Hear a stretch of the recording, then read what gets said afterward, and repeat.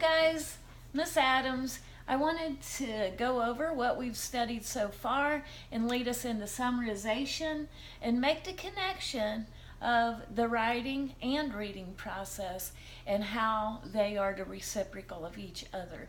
If you read well, you should be able to write well, and vice versa, and I'll show you what I mean in this presentation. So far we've learned topic. Topic is going to be what we're talking about, what's repeated over and over throughout selection, paragraph, longer selection, chapter, as in a textbook. I do want to point out that we will always be talking about nonfiction in this class. For our purposes, we're always going to be talking about nonfiction. So the topic, the who, what, where, the main idea, the who, what, where about the topic, or our position and stance. What do we think about the topic? Is it a political issue that we need to take a stance on? Is it a religious issue? Is it a moral issue? Or is it just a topic about cooking?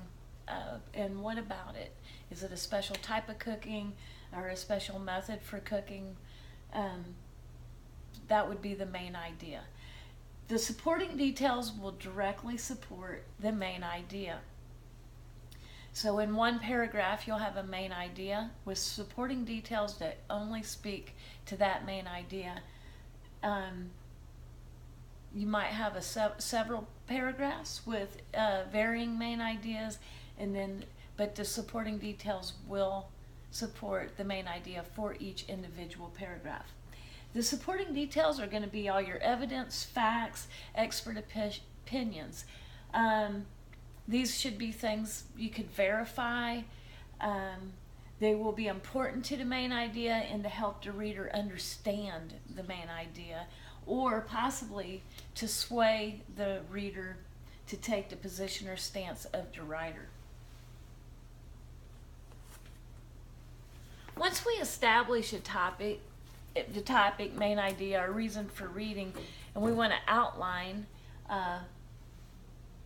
for note-taking, possible test, memorization, learning, we would put it in a type of a diagram. This one is a simple diagram. You would have your topic, your main idea, and usually there's going to be several major details. So major detail 1, detail 2, detail 3. There will be some minor details which we'll get into later in this unit, later in this class. Minor details will help clarify major details. The major details will apply back directly to the main idea, and the minor details might help us better understand what the major details are. But what I would like to point out is when we read and take notes, it would be exactly like the author might have planned the paragraph that we're reading. So they would have their details listed out and organized so that all have something in common with each other.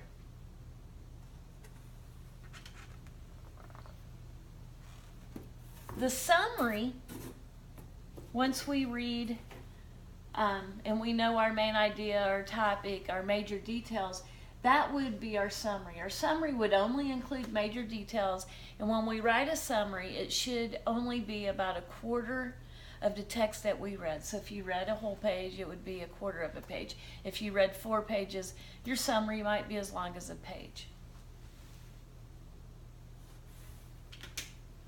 I gave an example off the top of my head, so everybody needs to be a critic, right? So I gave an example. I chose general health. I wanted to choose a political example, but since we're not face-to-face, you never know how people are going to take a video. So I picked general health as my topic. I hid my main idea so we could possibly understand a little better implied main ideas. But my major details about general health are going to be spiritual, meditation, religion, physical, as in exercise, regular checkups, nutritional, balanced, moderation. So I can imply, just from these few words, hopefully I can imply that general health is going to have something to do with spirituality, physical health, and nutritional health. And it doesn't have to be implied, but I just wanted to show an example. When it is implied, you have to get the definition from your details. My main idea is going to be general good health consists of spiritual health, physical health, and nutritional health.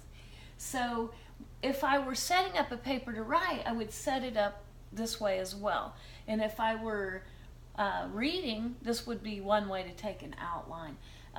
This would be a categorization, and I would categorize ways to have spiritual health, ways to have physical health, and ways to have nutritional health. These would be things I took directly from the text, not additional things that I know myself, because typically you read the text, you're going to be graded over the text, what the text states.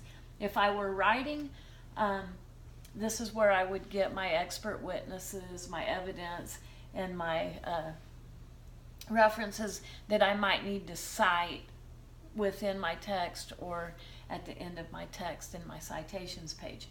For my purposes, I put spiritual, could be types of meditation, could be religion, praying, things like that. Physical could be exercise, regular checkups. Nutritional, it would need to be balanced and within moderation. Now I could add some minor details to explain what meditation is, or to explain what I mean by religion, to explain what I mean by exercise, like just some type of daily 30-minute exercise rather than training to run a marathon. For your general health, you would just need a simple exercise. Regular checkups, what kind of checkups? Well checkups, physicals, things like that. These would be minor details that support my major details and my ideas about my major details. But again, we'll get more into that in our next unit. Nutritional, balanced, and everything in moderation. Before I move on, if I were writing a paper and I wanted to write about general health, this is when I would write my opening and my closing statement. The reason I present this like this is because my opening and my closing statement pretty much sums up what the reader should be being introduced to and what he should have learned. So that would typically be my summary. So when I'm reading a textbook, a typical textbook, typical college textbook, my opening introduction page for each chapter and my summary page for each chapter, that's my summary. And that pretty much tells me what I want to learn in a nutshell. And to get my minor details, like my further evidence and my explanations, that would be back in my pictures, graphs, and in each section under my major details.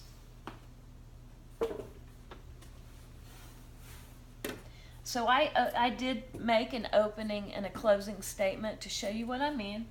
So I used my information, again, that I just pulled out of my head from being old and knowing a little bit about health. So I said, while there are several elements that are important to one's overall health, some of them are considered crucial. These include mental health, nutritional health, and physical health. And this would be, I'll get back to it, but this would be my opening. My closing might say something like, ensuring general good health involves adopting a lifestyle that lends itself to maintaining peace of mind through prayer or meditation, balancing nutrition through moderation, and regular physical exercise. So there you have a opening and a closing that pretty much sums up what I wanted to talk about anyway. So if I were making a paper, say, for one of my upcoming English classes and composition class, and it was on health, I could either make it a short summary. If they ask me for a one-page summary, there I got a summary. I could add a few details. I have a summary. Or I could turn each major detail into a paragraph, kind of like a main idea of its own, where my details would become major details. And I could explain it further like that. And I could have a well-developed 5-paragraph paper that I could turn in for an English course. I would have an opening, a closing, which I write in the beginning, which keeps me focused on where I want to go in each paragraph. And then I could develop each individual paragraph, adding details about maybe a few different types of meditation, a few religions that there is a fly flying around. I apologize. Different types of religion that help people to help people have peace of mind, or why that helps people have peace of mind. Various types of exercise, yoga, walking, Pilates, things like that. Regular checkups, what that entails. That might even include dental, because sometimes dental health affects your heart health and things to that nature. So I could elaborate here. Nutritional, I could go on about the evils of sugar, or the evils of wheat, or whatever. Suggest eating organic, or say whether I believed it or not in organic, but talking about balanced meals and eating things in moderation. So here you have it. Here's how we connect the writing and the reading together. When we take notes, it's basically the reciprocal of writing. We are taking notes as if we were the writer, and what did he want us to know, and what were his main points. And when we do the summary, we only use, again, our major details, which is going to be the most important part in this chapter, or in this module, because we are talking about summarization. So we don't want to go off on tangents. We just want to stick to the major details in our summary, main idea, major details. And they should come right out of your notes. And hopefully this will help you also in your writing classes. Thank you. Have a great day.